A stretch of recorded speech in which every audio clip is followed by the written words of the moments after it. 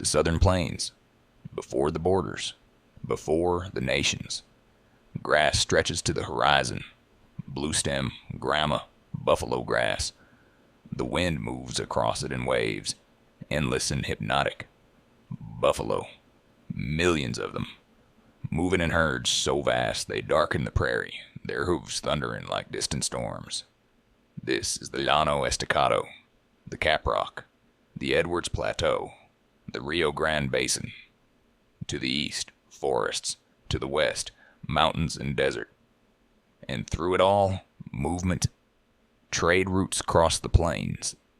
Indigenous peoples have lived here for thousands of years, hunting, gathering, trading across hundreds of miles.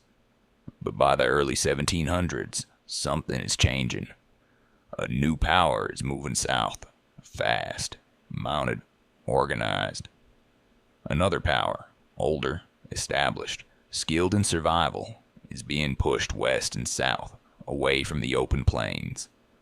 This is not a war that begins with settlers. This is not a story about Europeans conquering the frontier. This is a war between native nations, a struggle over land, resources, and dominance that reshaped the balance of power in Texas long before Texas existed. The Apache were among the dominant peoples of the Southern Plains before the Comanche expansion. The Comanche came later. And when they collided, the future of the Southern Plains was decided. The Apache were not a single people. They were a collection of related bands: Lipan, Mescalero, Jicarilla, Chiricahua, Western Apache, spread across what is now Texas, New Mexico, Arizona, and northern Mexico. They spoke related Athabascan languages. They shared survival strategies, but they operated independently in small mobile family groups. By the late 1600s, Apache groups controlled vast stretches of the Southern Plains and the Southwest. The Lipan ranged across central and southern Texas, from the Edwards Plateau to the Rio Grande. The Mescalero lived in the mountains and deserts of West Texas and southern New Mexico. Other bands controlled territory across the Southwest, each adapted to their specific environment. The Apache were masters of harsh terrain. They lived in deserts, mountains, and semi-arid plains, places where water was scarce, temperatures extreme, and survival required intimate knowledge of the land.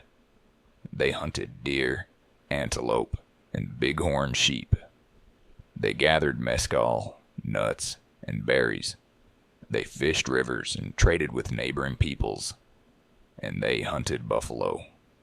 Not in the massive, permanent camps of later plains tribes, but seasonally, moving onto the open plains when the herds appeared, then retreating to more defensible terrain. The Apache were mobile, adaptive, and experienced. They had lived on and around the Southern Plains for centuries. But by the early 1700s, their dominance was about to be challenged. Before 1700, Apache groups moved freely across the Southern Plains. They hunted buffalo on foot, using dogs to carry supplies. They traded with Pueblo peoples to the west and with nomadic bands to the north. They were not sedentary, but they were established. The plains were not empty, and they were not ungoverned. They were controlled by those who knew how to survive there. The Apache knew, but they were about to encounter a people who knew better.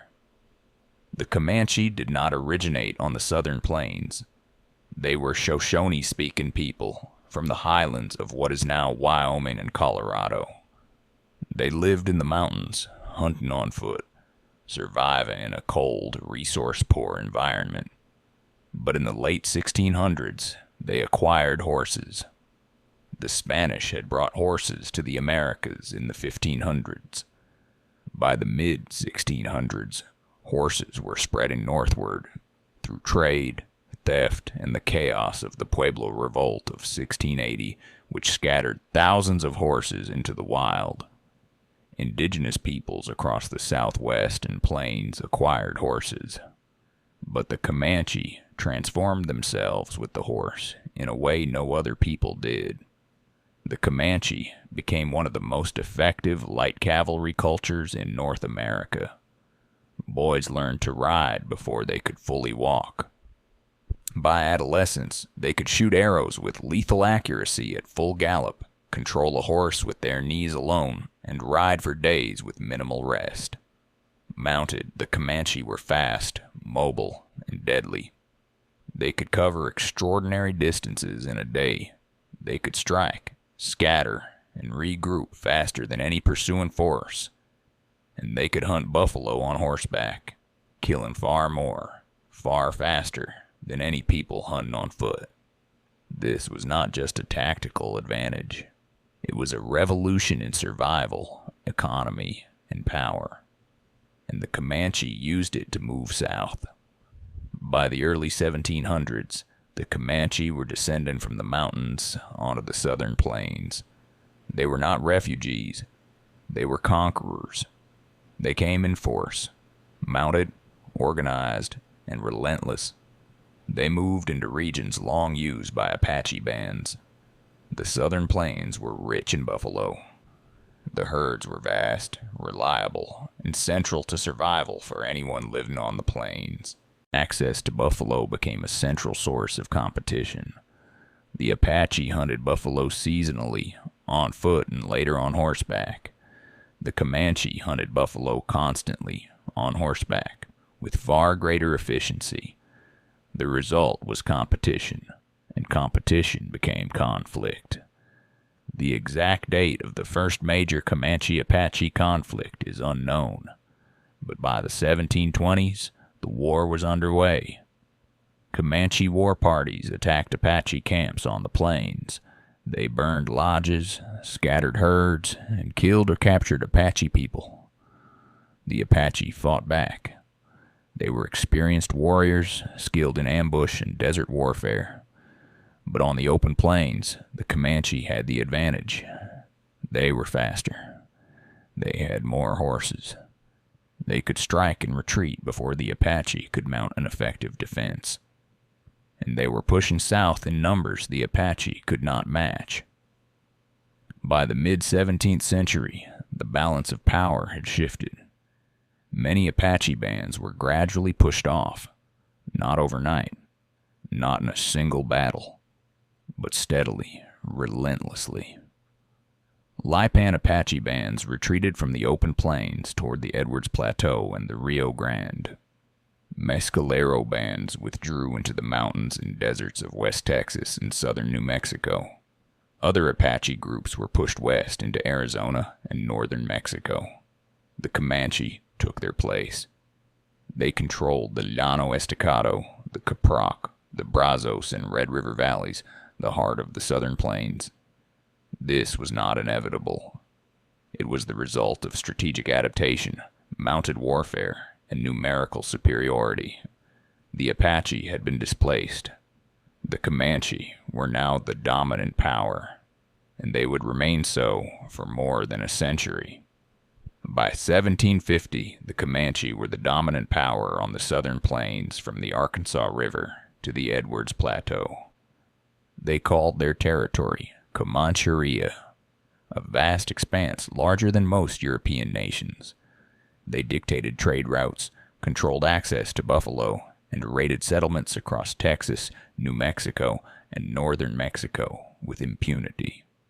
The Comanche did not build cities. They did not establish borders on maps.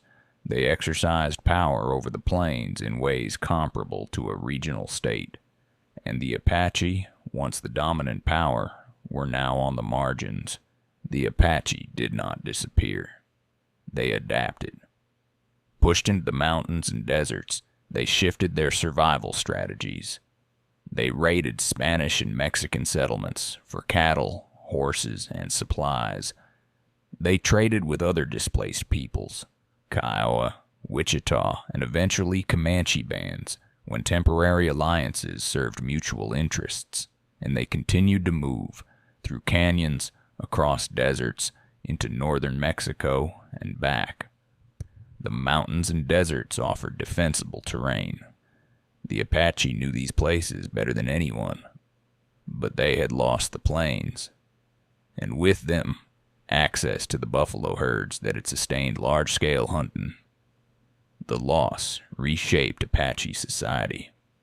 Raiding became more central to survival. Conflict with Spanish and Mexican authorities intensified, and the Comanche-Apache rivalry continued, no longer for control of the plains, but along the contested edges of Comancheria. The Spanish colonial authorities in New Spain watched this power shift with concern and calculation. By the mid-17th century, the Spanish understood that the Comanche, not the Apache, controlled the southern plains. Spanish governors attempted to make peace with the Comanche, offering trade, gifts, and recognition in exchange for reducing raids on Spanish settlements. At the same time, Spanish forces waged war on Apache bands, who, displaced from the plains, raided Spanish ranches and missions for survival. The Spanish were not dictating the geopolitics of the frontier. They were reacting to it. The balance of power had been decided by native nations. Spain simply chose which side to align with. The rivalry was not static. Temporary alliances formed and dissolved. Comanche bands traded with Apache groups when it benefited them. Apache bands allied with Spanish forces against common Comanche enemies, but the fundamental conflict remained. The Comanche controlled the plains, and the Apache did not. This was the reality European powers encountered when they arrived. In 1821, Mexico won independence from Spain, but the new nation inherited Spain's frontier problems and lacked the resources to manage them. The Comanche continued to dominate the southern plains. They raided Mexican settlements in Chihuahua, Coahuila, and Tamaulipas with increasing intensity. The Apache, still displaced, raided from the mountains and deserts. Mexican authorities could not control either. The northern frontier depopulated. Entire ranches were abandoned, and the Comanche-Apache rivalry continued. A war Mexico observed but could not stop. When Anglo-American settlers arrived in Texas in the 1820s and 1830s, they entered a region already shaped by the Comanche-Apache conflict. The open plains were Comanche territory. The mountains and deserts were Apache refugees. Texas settlers faced Comanche raids because the Comanche controlled the land they were settling. They faced fewer Apache raids in central Texas because the Apache had already been pushed west. The frontier the Republic of Texas tried to govern was not empty. It was contested by powers whose conflict predated European settlement by a century. When the United States annexed Texas in 1845, it assumed responsibility for frontier defense. U.S. military strategy was shaped by the same geopolitical reality Spain and Mexico had faced. The Comanche dominated the southern plains, and the Apache held the mountains. The U.S. Army built a chain of forts across Texas, attempting to protect settlers from Comanche raids and Apache incursions. But the forts were static. The Comanche and Apache moved. It took the U.S. military decades to subdue both peoples, not because they lacked technology or manpower, but because they were fighting experienced, adaptive nations who had been at war with each other for a century. Between 1750 and 1875, the Comanche controlled the southern plains. They raided Spanish, Mexican, and American settlements.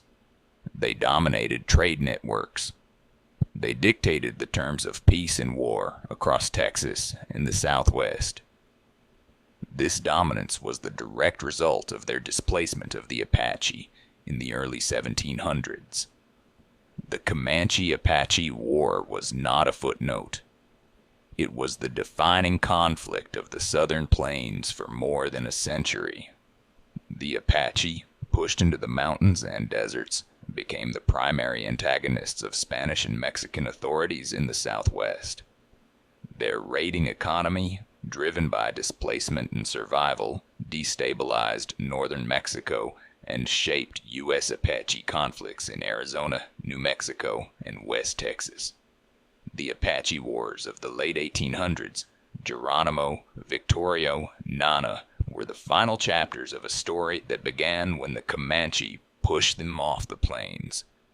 The Republic of Texas and later the state of Texas were built on land whose fate had already been shaped by the Comanche-Apache War. The settlers who pushed west were not the first to fight over this territory. They were the latest. The Comanche controlled it. The Apache had lost it, and both fought to survive in a landscape that was being enclosed by borders neither recognized. The mythology of the American frontier is that it was empty, a wilderness waiting to be tamed. But the southern plains were not empty.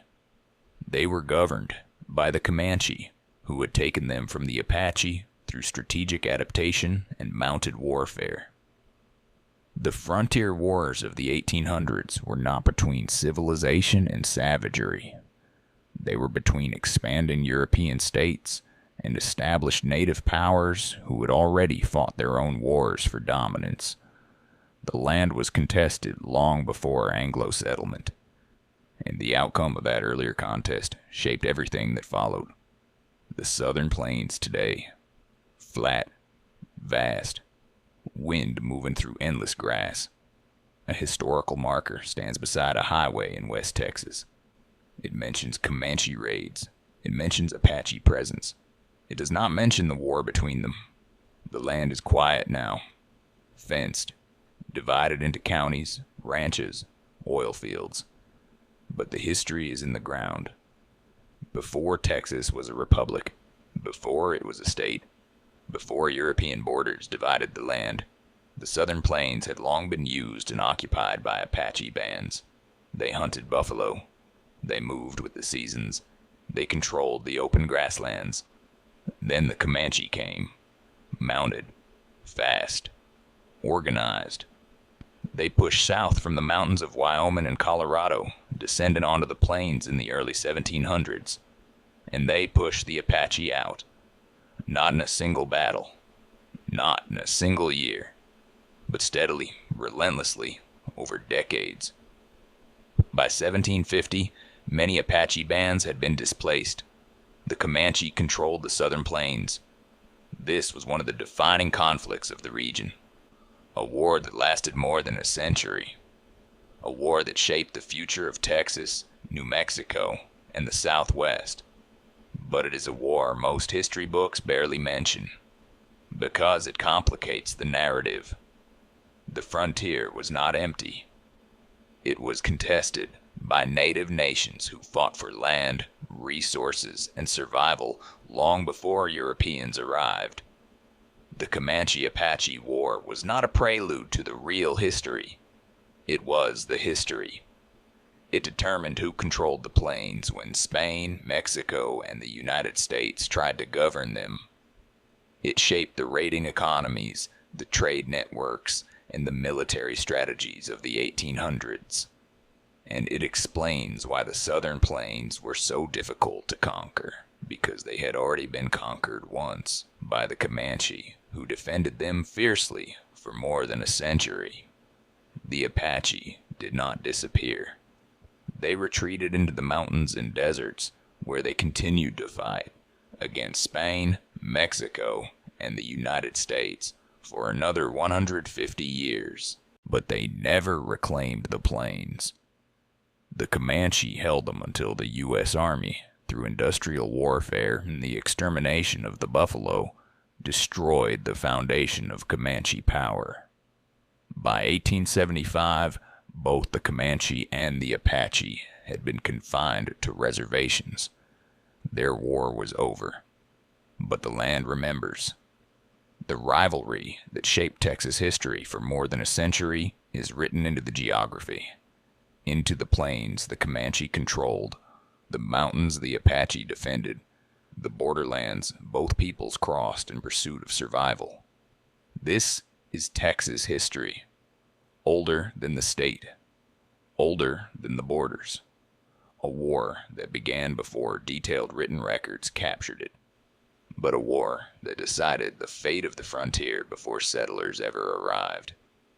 The land was never empty. It was always contested, and the contest began long before the history books started paying attention. If this story reshaped how you see Texas history, please like this video and subscribe to Texas Tales. The wars that built this land began long before the borders we know today.